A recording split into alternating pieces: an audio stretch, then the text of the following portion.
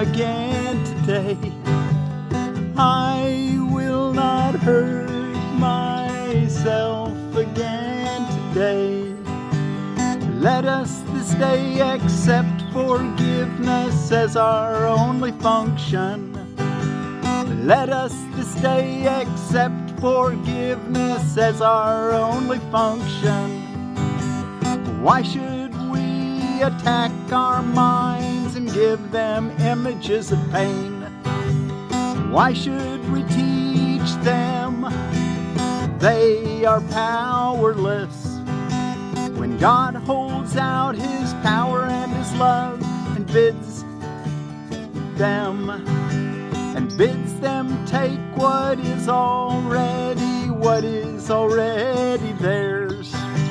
The mind that is made willing to accept God's gifts has been restored to spirit,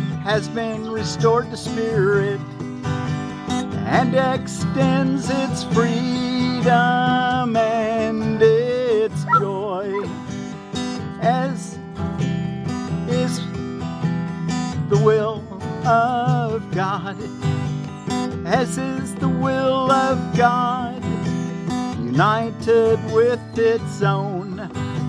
The self which God created cannot sin and therefore cannot suffer.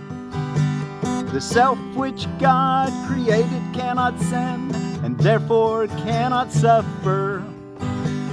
Let us choose today that He be our identity.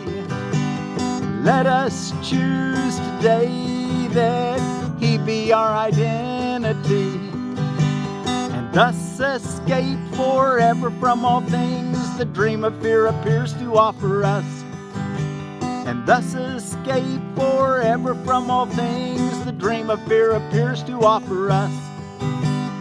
I will not hurt myself again today. I will not hurt myself again today. Father, your Son cannot be hurt. Your Son cannot be hurt.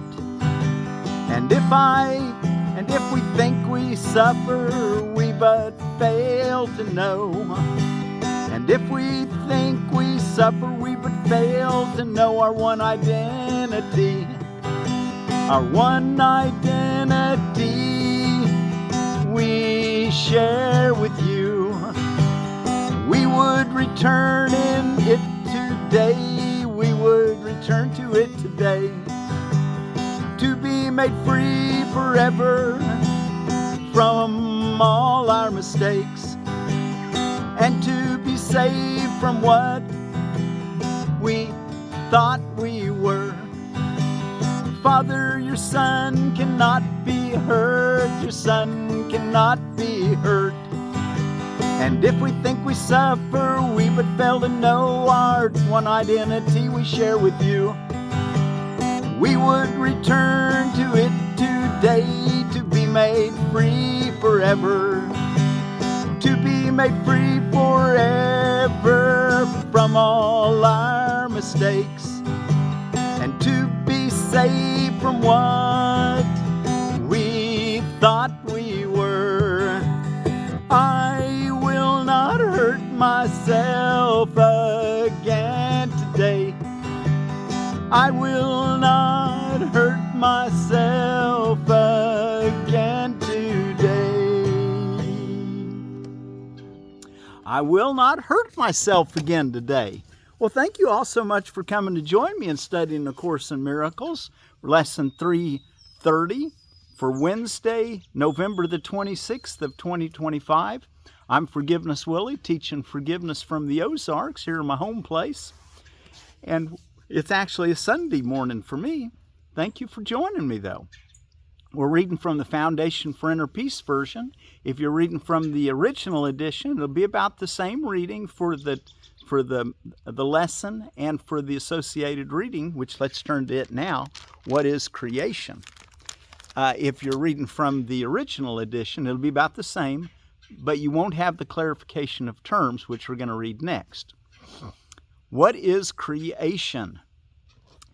And I might mention that you want to be sure to take about 30 minutes when you get up every morning. If you've been going through the book from the beginning, you should have developed a little bit of time where you can read your lesson. Take maybe 15 minutes to read it and 15 minutes to do a meditation. But at this point, he's told us don't use time so much as fulfilling your deepest needs when you're meditating. But we're all on schedules, most of us anyway, and so if you've got to set your clock, at least give yourself 15 minutes is what I encourage. But like I said, we don't shortchange yourself. You may want to spend an hour, and you'll find that an hour may be too short a time to spend with God when you wake up in the morning. Do it again when you go to bed at night, and then throughout the day, every hour of the day, remind yourself of our lesson. I will not hurt myself again today. Be sure you're at peace when you check in. Ask God for direction and give thanks.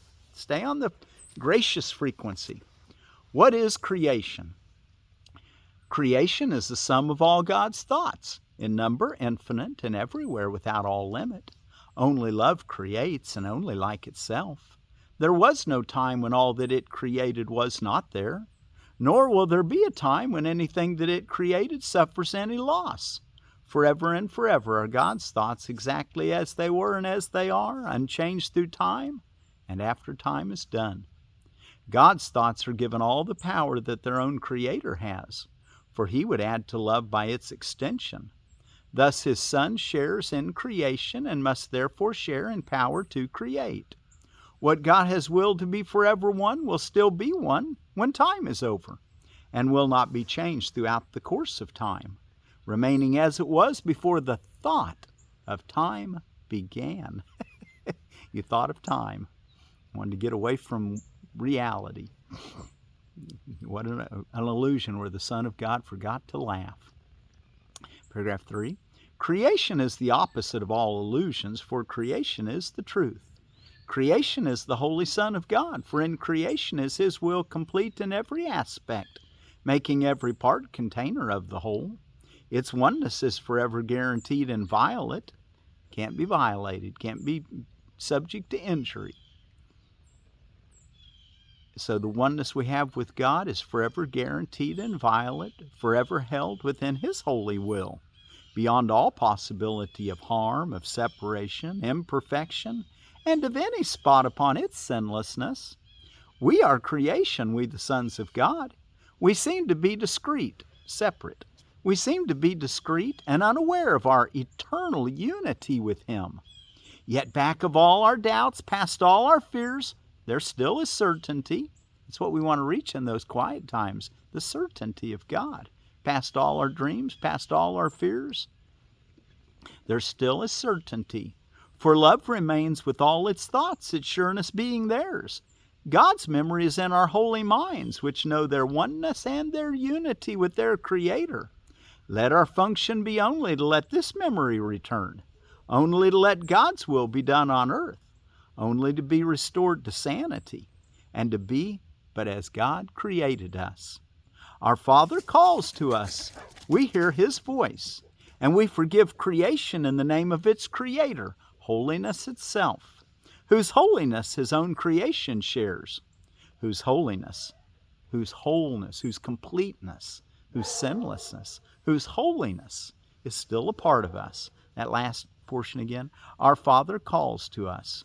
We hear His voice, and we forgive creation in the name of its Creator, holiness itself, whose holiness His own creation shares, whose holiness is still a part of us. Okay, now let's go take a look at our clarification of terms reading. We're ready for number 4. True perception, knowledge. So true perception is what he's calling knowledge. True perception leads to knowledge is really probably the better way to think of it. true perception is the real world, which eventually gives way to perception and falls into knowledge because they're lined up. It's kind of like two planes flying together, and they're going to refuel. They've got to be going the same speed, same altitude, and then they can refuel. You know, same thing if you're in a, I guess you could refuel anything in the move as long as you go in the same speed, the same altitude, whether it's a boat or car. Or but that's what we want to do, get our perception so in alignment with knowledge that it's just one step for God to take from knowledge or from perception, true perception, the real world, looking at the world through the eyes of Christ, where you've forgiven everything. Hey, and before we read this, let me just mention, be sure to tell your friends that we're going to start again on January the 1st, and to join us. And they could start joining us now and get a little idea about how we do things and where we're going. And I feel like that we've got a really good way to get through A Course in Miracles. And we've tried to make it, we're doing it, it's an easy way through. Buy them a book, give it to them, and say, hey, come join with old Papa Willie or Uncle Willie or Will E. Perkins. Okay, true perception, knowledge. Number 4 in clarification of terms. And if you don't have a book and you need to be able to read along, you can find the original edition all online at acim.org. And if you're reading from if you like reading the original edition or want to look into it, you can find its entirety on jcim.net, Jesus' Course in Miracles.net. Okay, now let's read. True perception, knowledge. The world you see is an illusion of a world. God did not create it, for what He creates must be eternal as Himself. Yet there is nothing in the world you see that will endure forever. Some things will last in time, a little while longer than others, but the time will come when all things visible will have an end. The body's eyes are therefore not the means by which the real world can be seen. For the illusions that they look upon must lead to more illusions of reality, and so they do. For everything they see not only will not last, but lends itself to thoughts of sin and guilt, while everything that God created is forever without sin, and therefore is forever without guilt. Knowledge is not the remedy for false perception, since being another level, they can never meet.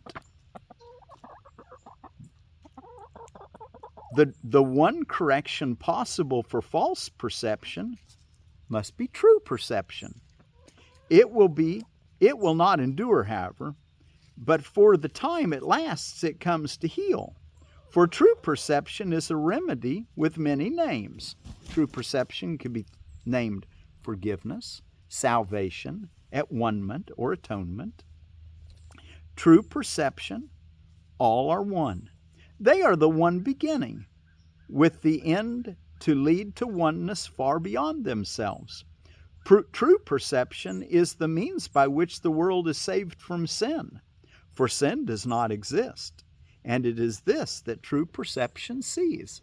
Sin doesn't exist. And can you get to the place where no sin exists in your perception? You'll be at true perception. It's that simple. That's the real world. That's looking at the world through the eyes of Christ, or what's known as the face of Christ. Paragraph 4.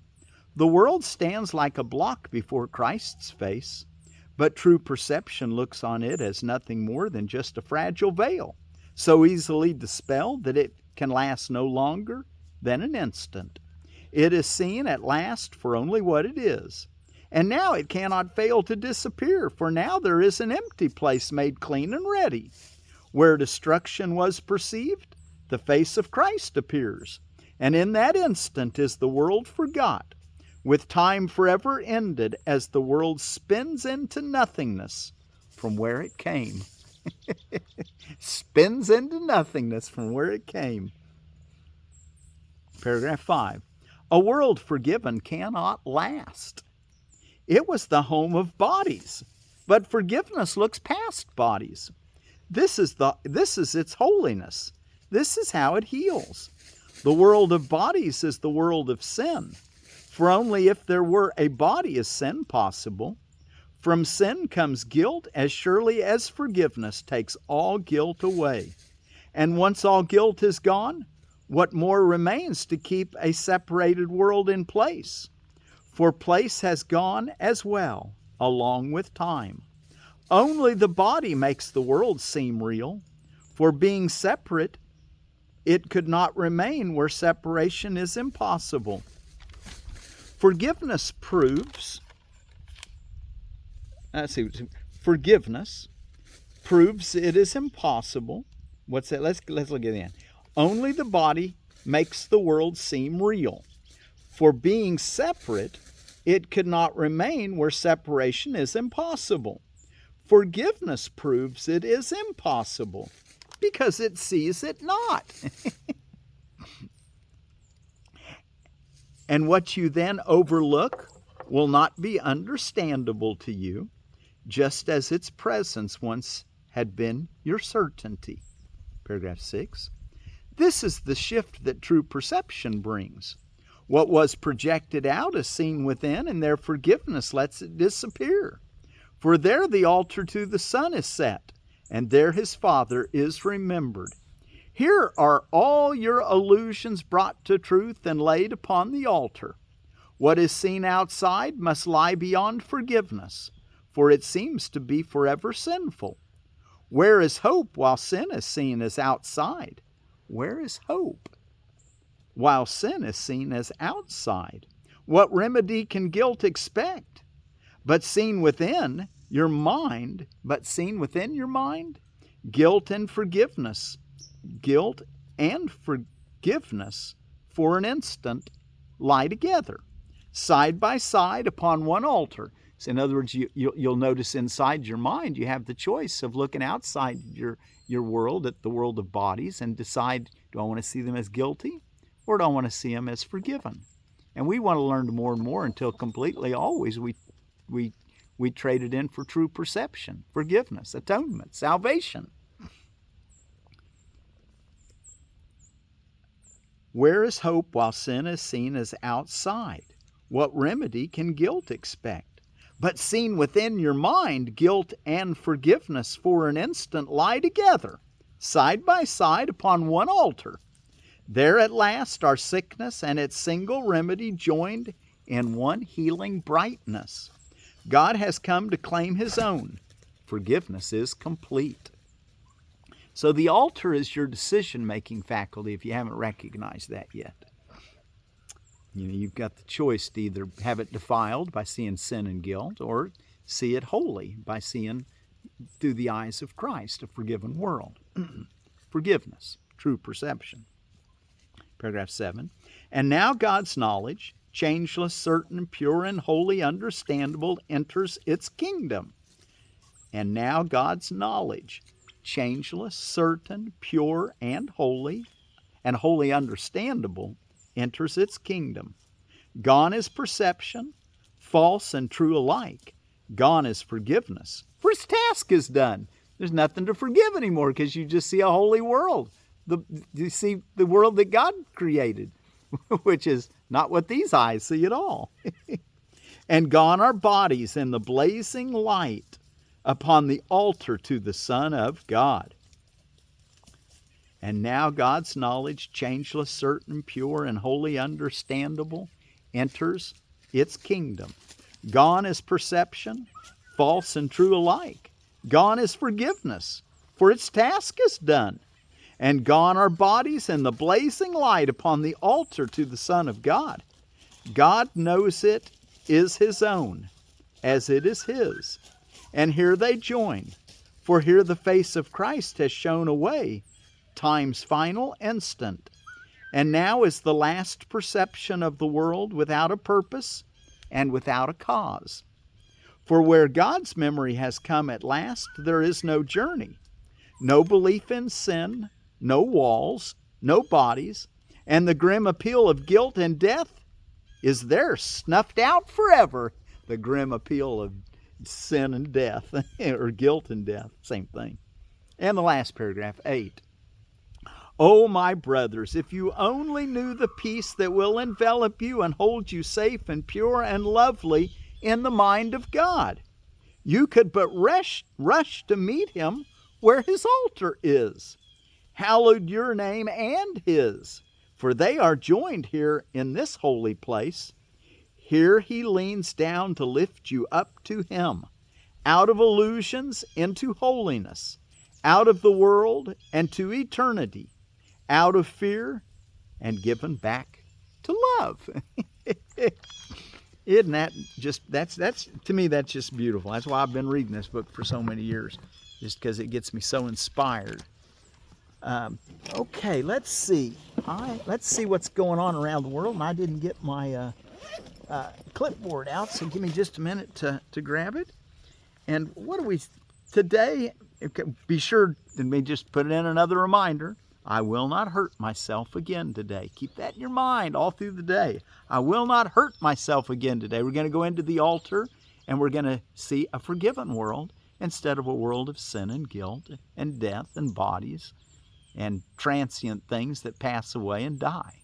Instead, we're going to see the brightness of eternal life by looking through the eyes of Christ. I will not hurt myself again today. Be sure to take those longer periods of practice so that you can really settle into the of letting go. You know, I've been thinking a lot. Matter of fact, let me just go back and look again real briefly. Oh boy, at our lesson 1. You know, lesson 1 is. I just want to make sure I tell it to you the way that it says it. So even though I say it to myself often, I just want to be sure I'm saying it to you guys correctly. And boy, I should have been all prepared for this because it's taken me a minute to get there. Lesson 1, nothing I see in this place means anything. Nothing I see means anything. Can we learn to do that more often and more quickly so that we can free ourselves from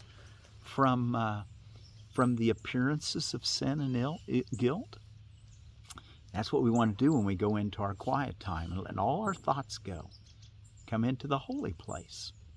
Okay, now, I will not hurt myself again today. I found that in India, the Hindu folks, they have Subrahmanya, also known as, actually it's Subrahmanya, maybe that's properly pronounced. Shashthi, also known as Skanda, which is Lord Murugan's incarnation.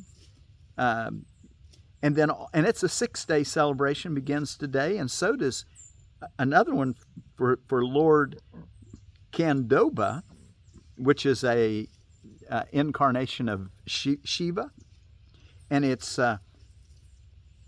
Champ Shashthi. And then out of the Orthodox Christian folks, they continue the Nativity fast. And then out of holidays and observances, I found it's Blackout Wednesday, the day before Thanksgiving. Everybody's back home from college and whatnot. I guess it's also known as Taiwan Day. Drink too much. You know, if you're going to experience alcohol, I'd encourage you to do it. It's also Jukebox Day because so many people do it in bars. But you know what? I encourage you to be with some friends maybe, and be at home if you're going to drink, and be in a safe place where you're not going to hurt anybody as you're experiencing what that's like, if that's something you really feel like you need to do. But it's also Good Grief Day. Why in the world do you want that? The next day you feel miserable. And that's Thanksgiving. You should be feeling good. And of course, every day needs to be a day we feel good, because we're learning to use the tools to make ourselves feel good, which is looking at the world through the eyes of Christ and bringing into focus the real world. Coton de Tulear Day, which is a fluffy dog from Madagascar. Spite Giving Day, which is the opposite of thanks, on Wednesday before Thanksgiving. What do you love about America today? A day. Well, it's a day where we can practice what we're doing right here, practicing religious freedom and freedom of speech. Let's let that be a heritage that we don't ever let to be diminished by anyone or anything, whether they're in government or not. Just let's be stand tall and speak about what we believe, and let everybody speak freely about what they believe. And Cake Day, I don't know what that's all about. And then out of Seed Savers Exchange, I like to go through some kind of plant every day, so we learn a little bit about the foods that we eat. And this one's called the Peking Ta Ching Cow Pie Tsai. It's a long word, or long words that make up the title. It's a Brassica rapa, and out of Seed Savers it's rapa. Brassica rapa.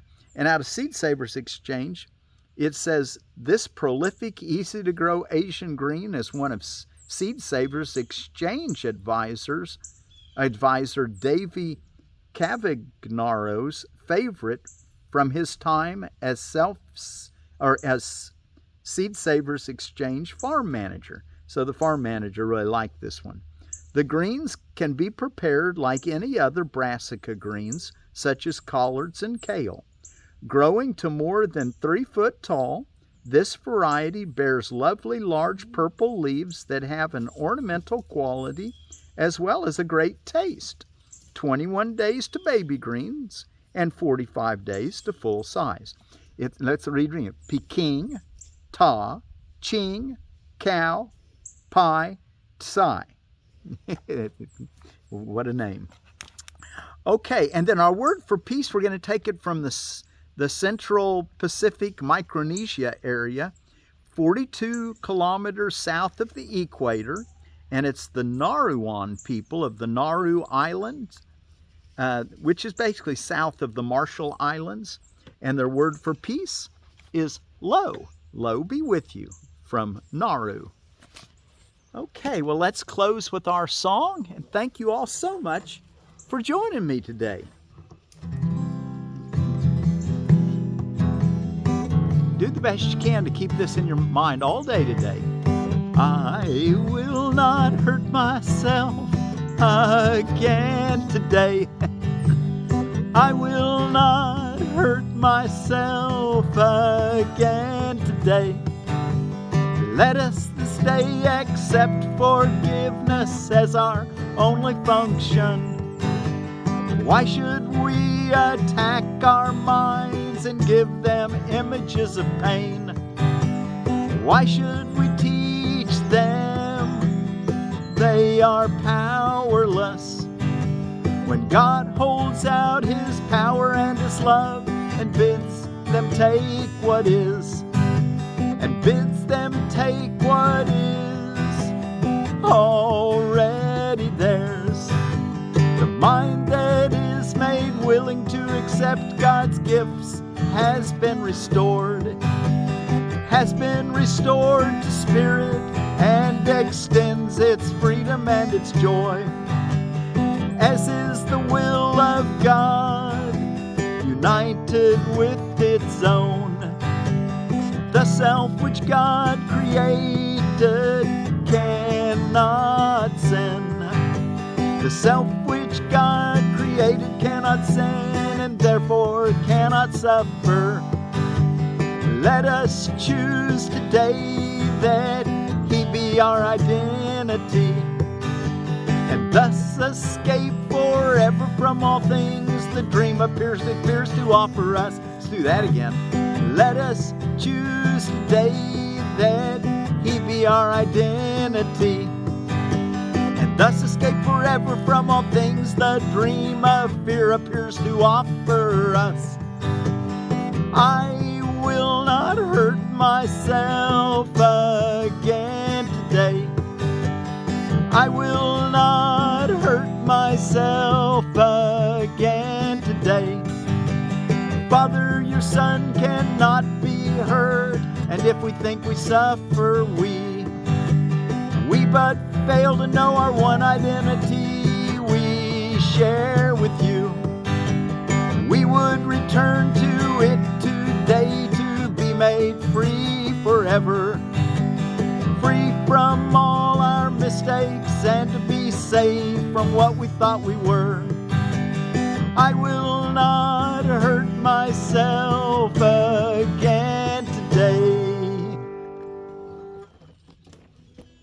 low.